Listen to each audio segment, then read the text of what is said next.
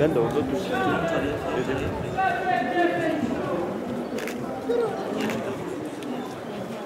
Tamam mı?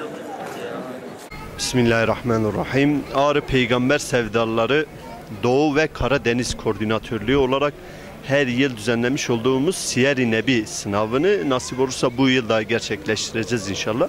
Bununla ilgili olarak tabi her yıl yaptığımız gibi bu yılda şehrin birçok noktasına bu sınavla ilgili afişlerimizi asmış bulunmaktayız. Bununla ilgili üzerinde irtibat numaraları bulunmaktadır.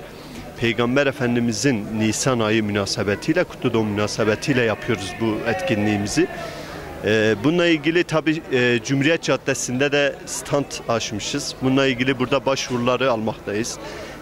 Telefon numaraları ise afişler üzerinde bulunan, Ağrı'ya bakan afişler üzerinde bulunan bir irtibat numarası vermekteyiz. Bu irtibat numarası 546 594 22 55'tir. Bununla ilgili başvurmak isteyenler bu telefon numaralarında ulaşabilirler veya gelip burada standımızda da başvurabilirler. Tabii geçen yıl yaptığımız gibi ciddi anlamda bir ilgi vardı. İnşallah bu yılda Ağrı halkımızdan ve koordinatörlüğümüze bağlı olan illerde inşallah yoğun bir ilgi bekliyoruz. Bununla ilgili tabii sınavımızın bir ödülü vardır. 50 kişiyi umre ödülü vardır.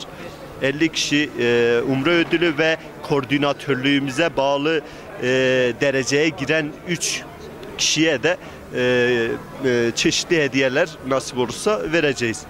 Bununla ilgili tabi sınavımız 2 aşamalıdır. Yani 2 kategoriden oluşuyor.